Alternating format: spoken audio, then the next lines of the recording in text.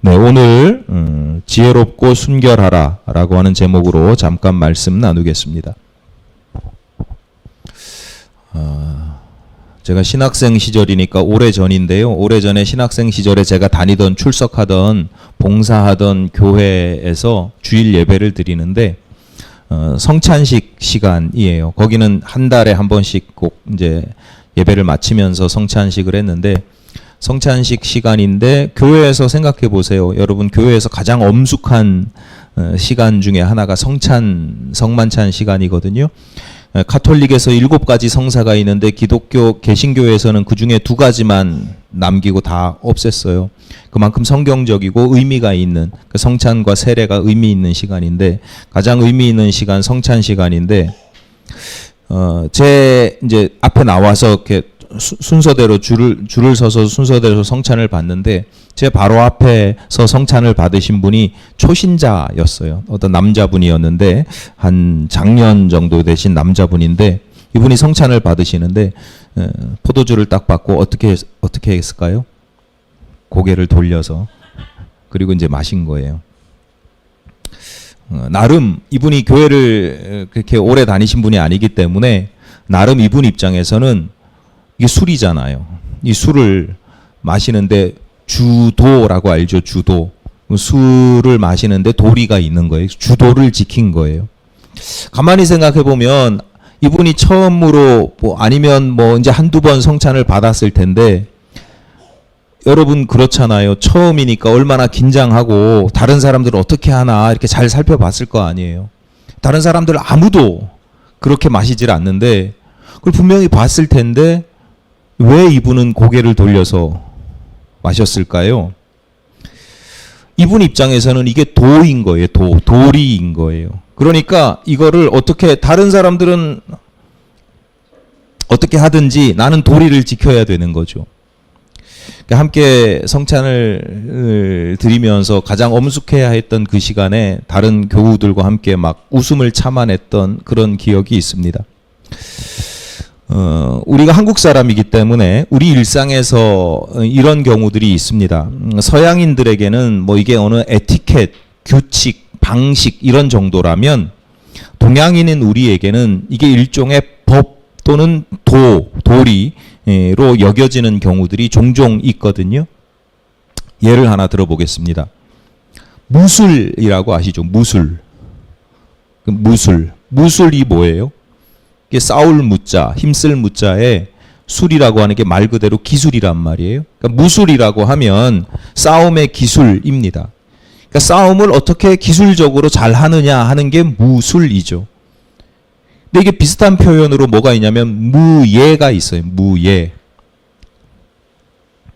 한중일, 한국, 중국, 일본 중에서 무예라는 표현을 자주 즐겨 쓰는 나라가 우리나라입니다. 그래서 우리나라의 조선시대의 조선 후기, 중반 후기의 그 병법서, 우리나라에서 군인들, 병사들을 대상으로 이제 만들어진 병법서로 유명한 게 무예도보통지라고 하는 책이 있습니다. 병법서가 있습니다. 그러니까 거기서도 공식적으로 무예라는 표현을 씁니다. 그러니까 무술이 아니라 무예라고 써요. 예는 예술, 재능 이런 것들을 의미하는데 비슷한 뜻입니다. 자, 무술이 있고 무예가 있고 그 다음에 뭐가 있어요?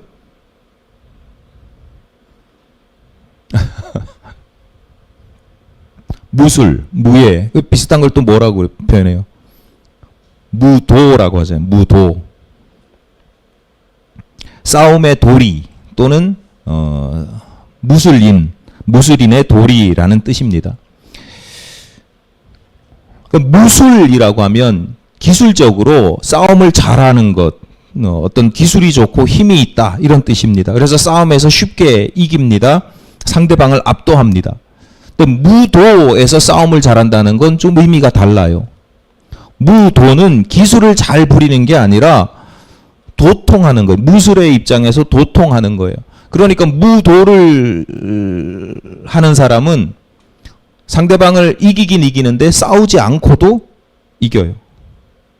무도는. 자신이 뭐 힘이 있다고 기술이 있다고 그 앞에서 우쭐대거나 뭐 과시하지 않고요. 무도를 익힌 사람들은 상대방이 아무리 약해도 그 앞에서 겸손하죠. 상대방을 존중합니다. 그러니까 결과적으로 싸우지 않고 그 기세만으로도 상대방을 압도하고 이길 수 있는 겁니다. 무술이라고 하는 것, 싸움을 예로 든다면 여러분은 무술 실력이 뛰어난 사람이고 싶습니까? 아니면 무도에 통달한 사람이고 싶습니까? 네? 네, 그렇죠. 우린 동양인이니까, 한국 사람이니까 당연히 무술보다는 무도라고 하는 것, 무도에 통달한 사람을 더 멋있게 봅니다. 그러면 무도에 통달한 사람은 무술 실력이 없어도 돼요? 같이 가야 되는 거죠. 무술 실력도 있어야 되고 싸움의 기술도 좋아야 하고 나아가서 도리에도 통달해야 합니다. 그러니까 기술만 좋으면 그 사람은 그냥 싸움꾼에 불과할 수 있어요.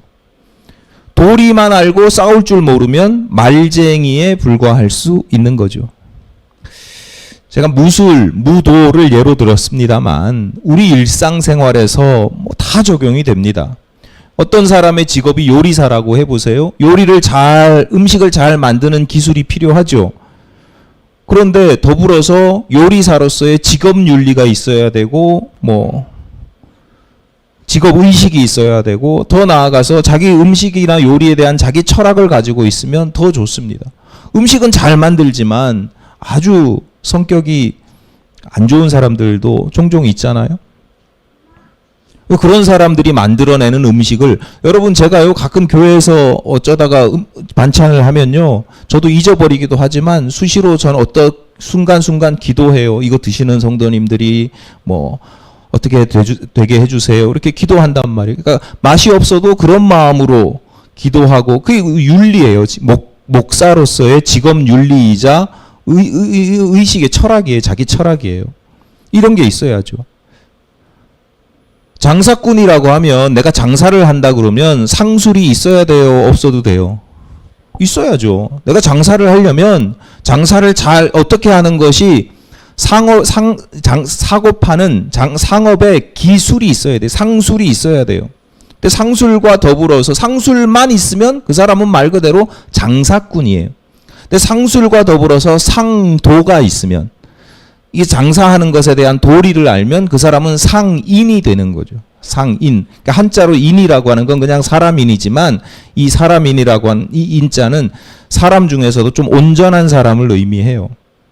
그러니까 상인, 장사꾼, 장사치가 아니라 상인이 되는 것은 상도와 상술이 합쳐져야 된다라고 하는 거죠. 내가 한 가정의 아버지다.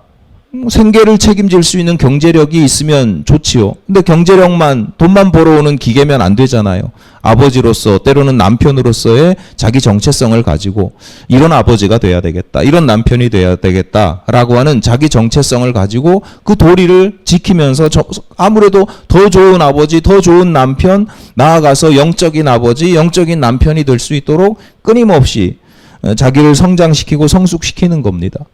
목사인 저도 마찬가지예요.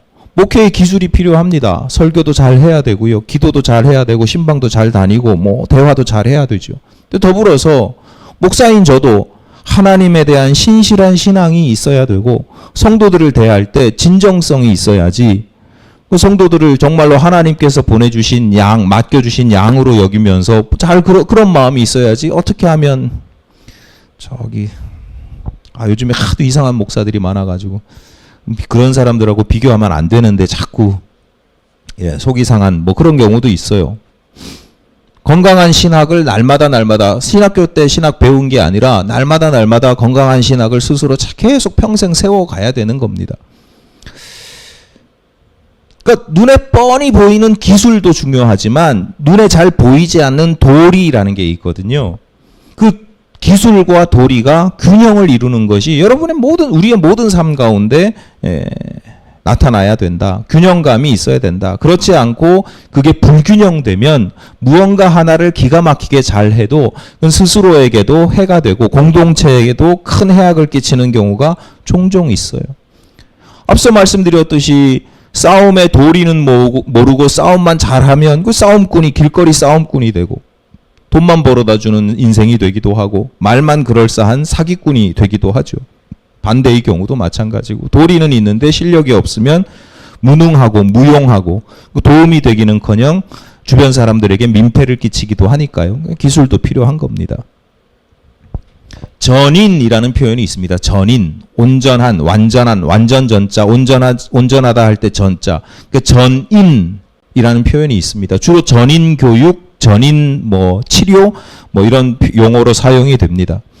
그러니까 전인 교육이라는 말이 왜 나오냐면 교육의 측면에서 기존의 교육이 그러니까 기존이라는 건 벌써 전인 교육이라는 표현이 나온 지가 오래됐으니까요. 기존의 그 전에 옛날의 교육이 기술적인 측면, 지식적인 측면만 자꾸 강조를 하거든요. 원래 근대 교육의 시작이 그랬어요. 근대 교육의 시작이 특히 우리나라가 일본을 통해서 일본의 교육 방식이 들어오고 일본은 독일은 프로이센 그 당시의 교육의 이유는 뭐냐면 공장 노동자들 키우고 군인 키우는 거예요. 그래서 숫자, 글자 이런 거 가르쳐서 포를 쏠려면 숫자를 계산을 해야 되고 그런 거예요.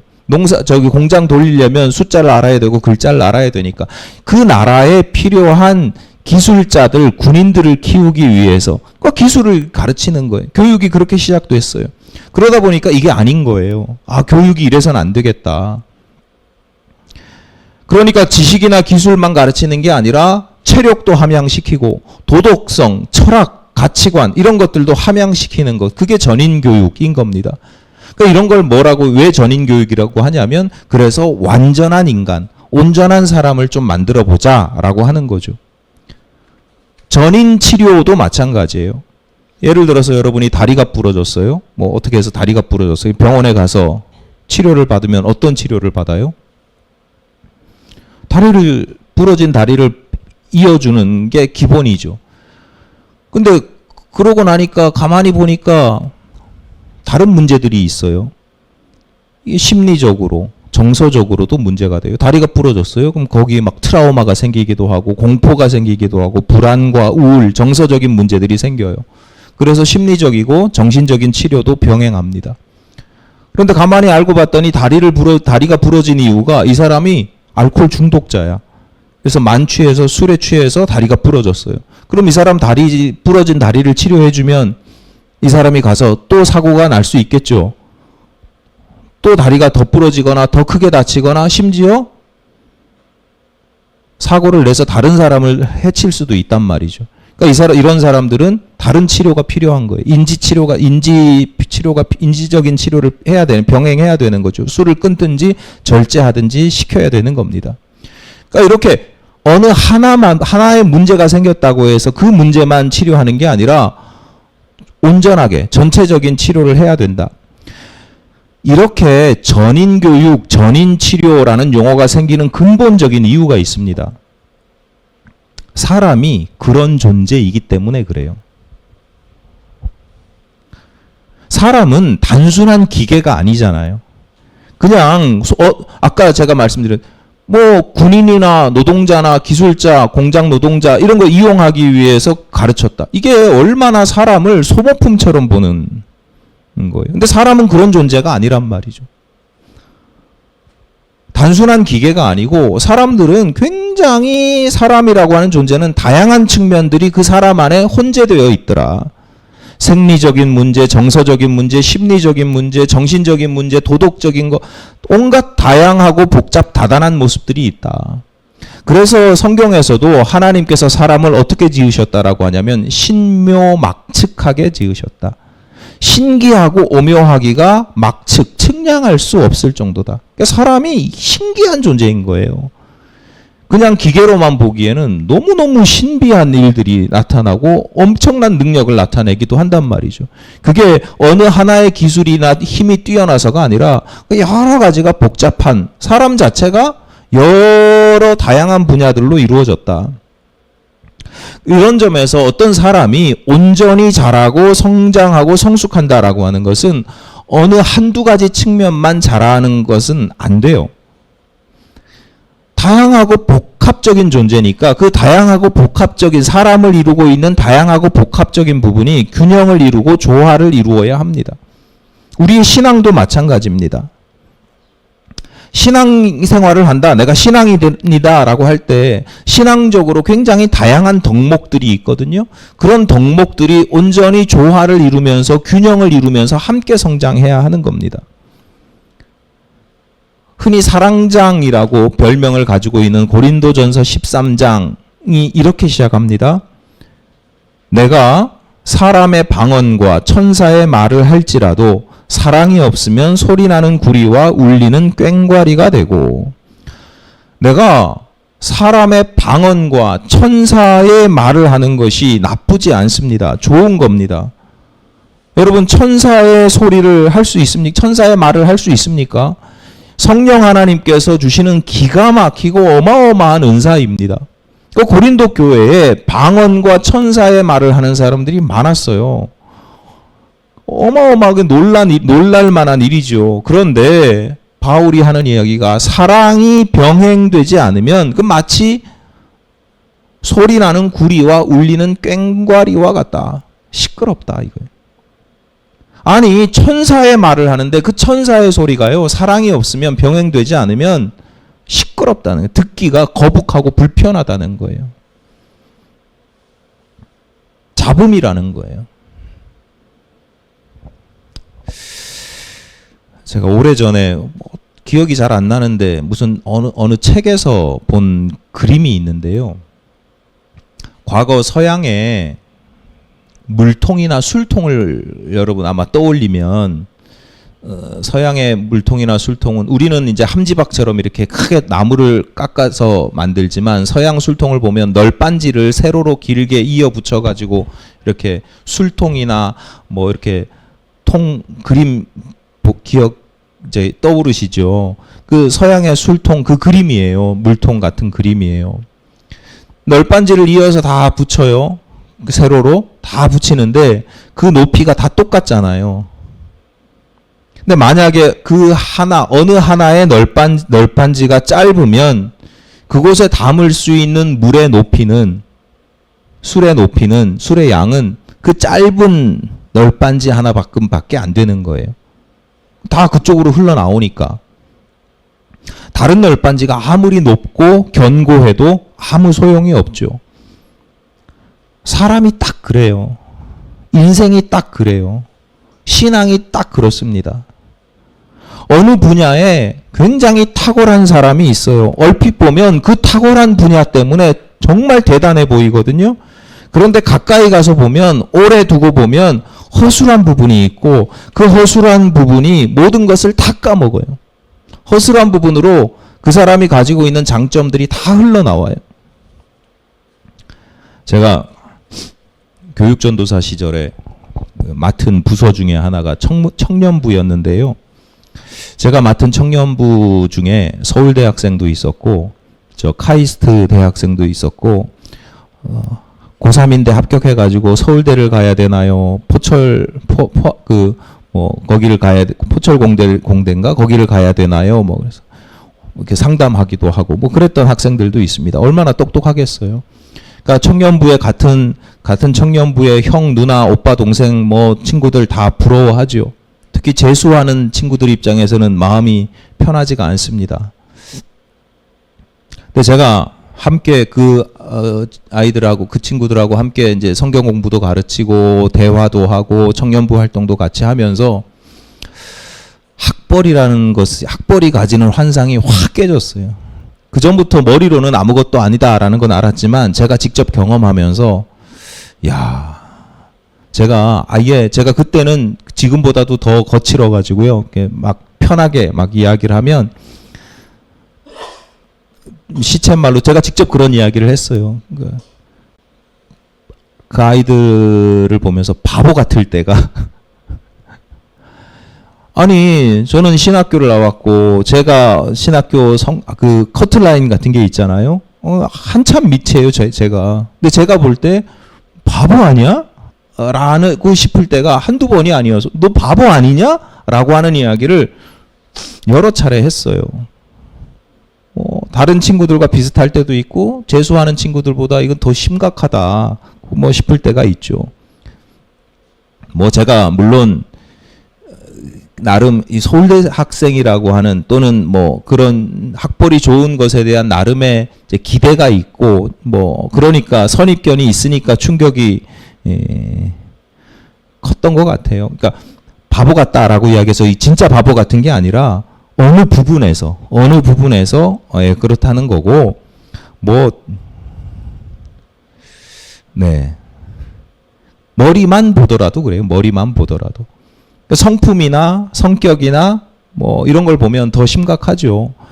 아주 야가 빠진 녀석도 있고요. 지네 집 부자인데 맨날 가난한 전도사한테 떡볶이 사달라고 그러고. 근데 처음에는 하여튼 야가 빠진 녀석도 있고 순진에 빠진 녀석도 있고. 그러니까 물론 제가 그래도 그 친구들보다 어른이고 담당 전도사니까 나름 제가 볼 땐 사랑스럽죠. 그런 모습도 사랑스럽고 그런 모습도 귀엽고 예쁘긴 한데 어쨌거나 그런 과정들을 보면서 제가 선입견이라는 게 참 위험하구나 라는 생각을 했습니다. 아무리 탁월한 부분이 있더라도 다른 부족한 부분 때문에 흠 때문에 다 까먹습니다. 그러니까 까먹는 경우들이 있다라는 걸 종종 보게 돼요. 그러니까 우리가 흔히 말하잖아요. 공과 과가 있다 이런 이야기를 하잖아요. 공과 과를 따로 잘 봐야 된다라고 하는 생각도 있고 또 하나는 이 과가 크면 공을 다 까먹는구나 이런 깨달음도 얻은 거예요. 우리나라 근현대사를 보더라도 마찬가지고 지금 현재 진행형이기도 하잖아요. 서울대 출신들이 기여도 많이 했는데 그만큼 우리나라를 망치는데도 일조를 했어요. 좋은 머리라는 게 대단한 인맥과 권력으로 좋은 일을 하면 좋지만 나쁜 짓을 하면 그 어떤 사람들보다 더 악랄할 수 있어요. 왜냐? 그만큼 힘과 능력이 있기 때문에 그만큼 위험한 법입니다. 그러니까 여러분 서울대 출신이라고 대단히 보고 하버드 출신이라고 대단히 보고 그럴 필요가 없어요. 그 사람의 기술과 능력을 어떻게 쓰느냐는 또 다른 문제거든요. 학벌이든 지식이든 실력이든 성품이든 나아가서 우리의 신앙이나 성령의 은사도 다 마찬가지입니다. 특정 분야에서 탁월함을 드러내는 건 나쁜 일이 아니죠. 칭찬받아 마땅하고 좋아할 만합니다. 기뻐할 만합니다. 그러나 그것만으로 사람을 온전히 평가할 수는 없고 다른 분야와의 최소한의 조화와 균형을 이룰 수 있어야 된다라고 하는 겁니다. 본문 16절입니다. 보라, 내가 너희를 보냄이 양을 이리 가운데로 보냄과 같도다. 그러므로 너희는 뱀같이 지혜롭고 비둘기같이 순결하라. 지난주에 말씀드린 것처럼 주님께서 양과 같은 우리를 이리떼와 같은 세상으로 보내십니다. 그곳이 소돔과 고모라보다 더 극악무도한 곳입니다. 그러면 소돔과 고모라, 여러분이 소돔성에 살고 있어요. 그러면 주님께서 그 소돔에서 롯을 피신시키셨듯이 성도들을 그 세상에서 피신시켜야 될 것 같잖아요. 그렇지 않아요? 제가 그런 얘기 했잖아요. 제가 만약에 예수님이라면 이리떼 가운데 양과 같은 제자들을 어떻게 보내냐. 이리떼 속에서 양을 불러내야지. 이 생각이 뭐냐면 그 소돔에서 롯을 불러내는, 끄집어내는, 그래서 구원하는. 그런데 성경을 가만히 보면 그것만 있는 게 아니라 소돔에서 롯을 끄집어내기 위해서 하나님께서 주의 사자들을 그곳으로 보내시잖아요. 그러니까 예수님이 제자들을 파송하는 것은 롯을 끄집어내는 게 아니라 그 롯을 끄집어내기 위해서 그 제자들, 사자들을 그곳에 파송하는 것과 같다. 그러니까 성도들은 내가 세상에 보냄을 받았다라고 하는 것은 왜 하나님께서 나를 소돔과 같은 곳에 고모라와 같은 곳에 왜 나를 보내시느냐? 오히려 끄집어내셔야지 라고 생각할 게 아니라 보내시는데 이유가 있다. 맡겨주신 사명이 있다. 그 사명을 감당해야 되고 그 사명을 감당하다 보면 그 과정에서 우리가 더욱 거룩하고 경건한 모습으로 자라고 성숙하게 된다. 지난주에 이런 말씀을 드렸습니다. 와중에 우리가 갖추어야 할 자세가 있대요. 그게 뭐냐면 뱀처럼 지혜롭고 비둘기처럼 순결한 모습입니다. 뱀처럼 지혜롭고 비둘기처럼 순결하다, 뭐 여러 가지로 이야기할 수 있는데 두 가지 측면에서 이해할 수 있습니다. 우선 이리때가 득실거리는 세상, 지난주에 말씀드린 표현을 인용하자면 을씨년스러운 세상에서 도대체 성도들이 어떻게 정말 지옥과도 같은 그런 세상에서 피하기 급급한데 그곳에 보내셔서 사명을 감당하게 하시는가? 사명을 감당하기 위해서는 지혜롭고 순결해야 된다. 뱀처럼 비둘기처럼은요, 여러분 거기에 너무 얽매이실 필요 없어요. 그냥 매우 강조라고 보시면 돼요. 그러니까 여러분이 사명을 감당하기 위해서는 이리때와 같은 곳에 보냄받은 양으로서 사명을 감당하기 위해서는 매우 지혜롭고 매우 순결해야 된다라고 하는 거예요. 또 하나는 성도들이 그렇게 사명을 감당하다 보면 이리때가 득실거리는 곳에서 사명을 감당하다 보면 제자가 사도가 된다 그랬잖아요. 성장하고 훈련된단 말이죠. 성장하고 성숙하게 되는데 그 성장하고 성숙하는 모습이 어떻게 돼야 되냐면 지혜롭고도 순결해야 된다. 매우 지혜롭고도 순결해야 된다. 정리하면 이런 겁니다. 성도들에게 지혜라는 덕목이 있고 순결이라는 덕목이 있는데 지혜와 순결이라는 덕목은 사명을 잘 감당하기 위한 전제 조건이자 신앙적으로 성숙한 성도들에게 나타나는 신앙의 열매라고 하는 거예요. 사명을 잘 감당하려면요, 지혜롭고도 순결해야 되고, 사명을 잘 감당하고 잘 성숙한 신앙생활 내가 20년, 30년 했어. 그런데도 지혜가 없고, 그런데도 순결하지 않다? 이건 좀 문제가 있는 겁니다. 그러면 이 시간 여러분 자신의 모습을 한번 살펴보십시오. 나는 얼마나 지혜롭습니까? 나는 또한 얼마나 순결하십니까? 뭐 내가 스스로 주관적으로 판단하고 평가하는 거니까 뭐 정확하진 않아요. 믿을 수도 없죠. 그러니까 미련하기 때문에 스스로 지혜롭다 이렇게 생각할 수도 있습니다. 뭐 그런 걸 떠나서 지혜와 순결이라고 하는 것이 우리 인생의 수준이다. 지혜와 순결이라는 것이 내 신앙의 정도다라고 하는 점은 명심해야 됩니다. 내가 신앙이 얼마나 좋으냐, 내가 얼마나 온전한 사람이냐라고 할 때 내가 얼마나 지혜롭고도 순수한가를 보셔야 된다. 자, 그런데 이게 쉽지 않은 문제가 있어요. 오늘 설교 주제인데 지혜롭기가 쉽지 않잖아요. 지혜롭기가 쉽지 않죠. 순결하기도 쉽지 않습니다. 근데 더 어려운 건 뭐냐? 주님께서 우리에게 원하시는 건 지혜롭고도 순결하라. 이게 병행이 돼야 된다는 거예요. 지혜로울 뿐만 아니라 순결해야 되고 순결할 뿐만 아니라 지혜로워야 된다. 더 정확하게 표현하자면 온전한 지혜는 순결할 때 완성되고 온전한 순결은 지혜로울 때 완성된다라고 하는 거예요. 본문에서 예수께서 우리의 지혜가 뱀과 같아야 된다라고 말씀하십니다. 성경에서 뱀이 가장 먼저 등장하는 곳이 창세기거든요. 아담과 하와와 아담을 꼬드겨서 선악과를 먹게 만들지요.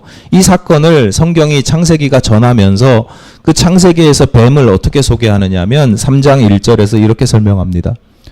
그런데 뱀은 여호와 하나님이 지으신 들짐승 중에 가장 간교하니라. 간교라는 단어를 기억하세요. 간교하니라, 원어로 아루브라고 합니다. 사울 왕이 다윗을 막 쫓아다녀요. 다윗을 잡으려고 광야에 숨은 다윗을 막 쫓아다니는데 잘 안 잡혀요. 그 다윗을 추격하면서 주변 사람들에게 하는 이야기가 사무엘서에 이렇게 기록됩니다.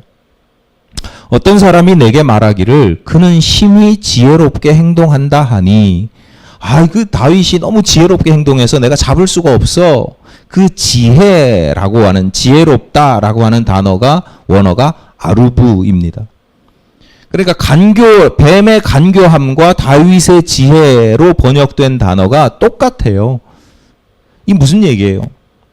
아루브라고 하는 것이, 이 원어가 누구에게 사용되느냐에 따라서 지혜로도 번역될 수 있고 간교로도 번역될 수 있다는 거예요. 여러분 중에 누가 아루브를 가지고 있어요. 아루브를.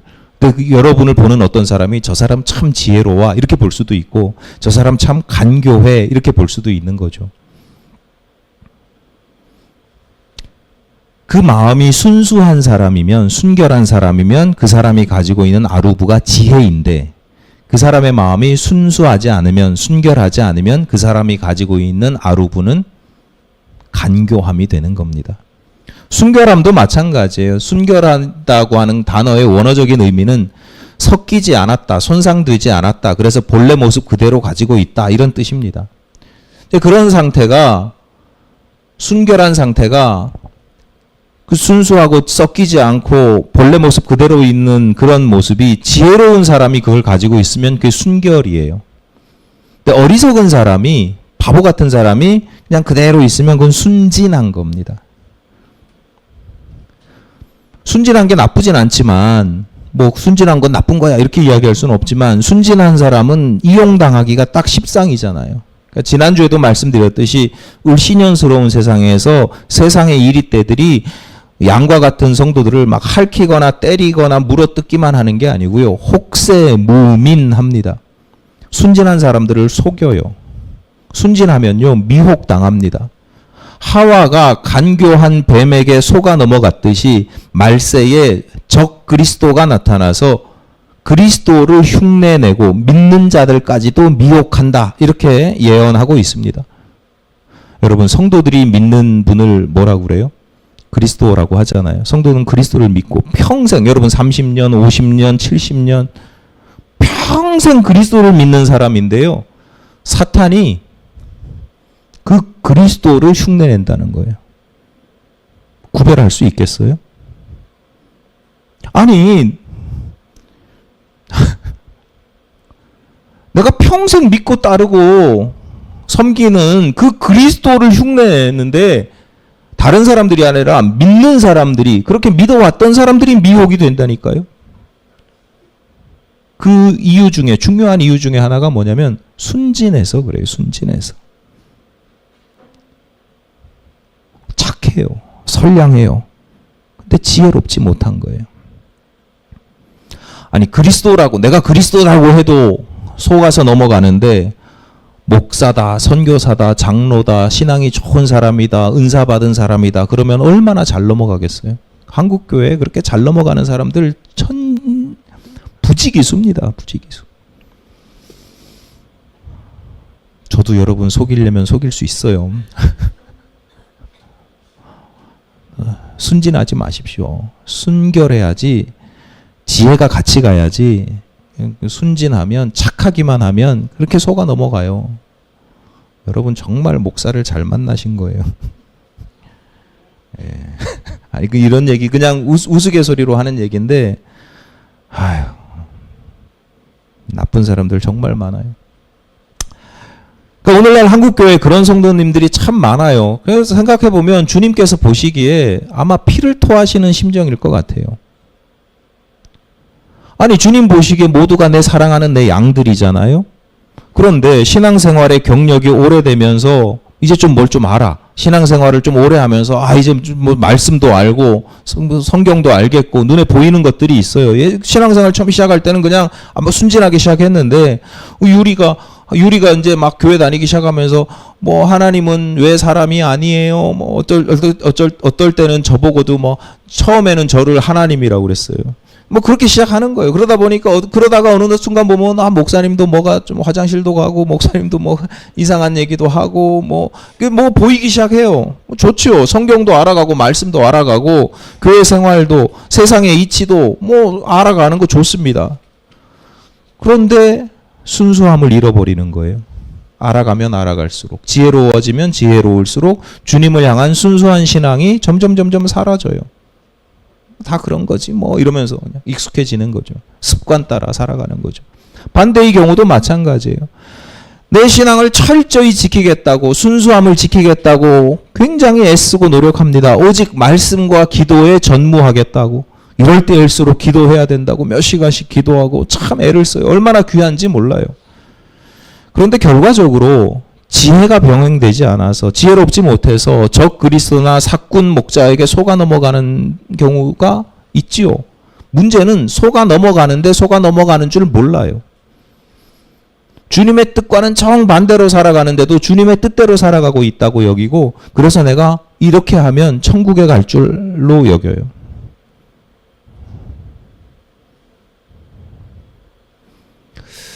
어제도 무슨 교회에 무슨 공문이 온 걸 하나를 받았는데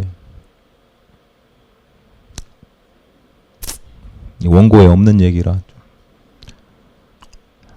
그 첫 문장이 아모스서를 인용해서 정의가 뭐 공의가 하수같이 흐르게 하라 뭐 밑에 내용은 다 정치적인 얘기예요. 너무너무 속상한 거예요.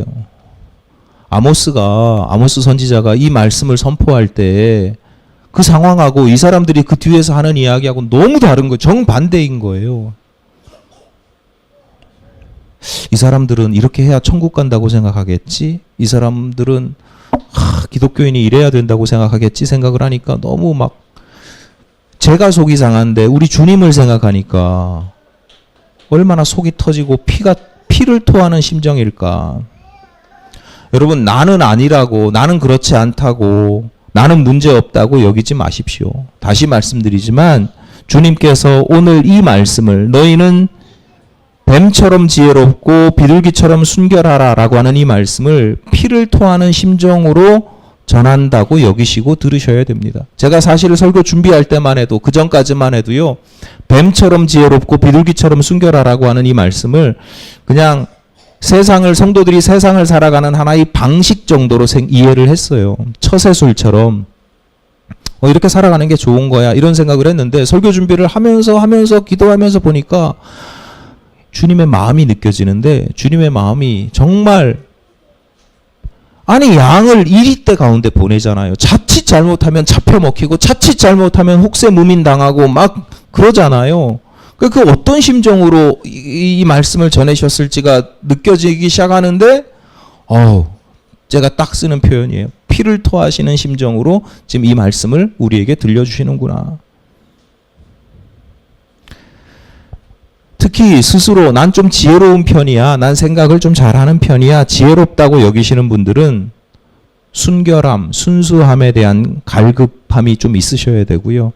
나는 스스로 좀 깨끗해. 나는 스스로 순수해. 라고 생각하시는 분들은 주님의 지혜에 대한 갈급함이 있으셔야 됩니다. 지혜로울수록 순수함을 잃어버리기가 쉽고 순수할수록 어리석기가 십상이기 때문입니다. 뱀과 비둘기가 같이 있으면 뱀이 비둘기를 잡아먹습니다. 그렇잖아요. 그러니까 지혜가 순수함을 잡아먹는 거예요. 같이 있으면 비둘기는 뱀을 피하고 도망하고 멀리 가려고 하죠. 그러니까 순수한 사람들은요, 지혜가 불편해요. 생각 많이 하고 복잡한 거 힘들어요. 그러니까 뱀을 멀리 하는 거예요. 그러니까 많은 사람들이 뱀만 가지고 살아가고 비둘기만 가지고 살아가는 겁니다. 여러분에게 지혜로운 뱀과 순결한 비둘기가 함께 있어야 합니다. 물론 쉽지 않지요. 그렇지만 그리할 때 우리가 온전히 성숙한 인생이 되고 온전히 거룩한 신앙인이 될 수 있습니다.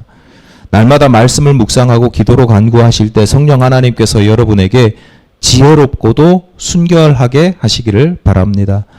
비둘기를 삼켜서 잡아먹지 마시고요. 멀리 쫓아내지도 마십시오.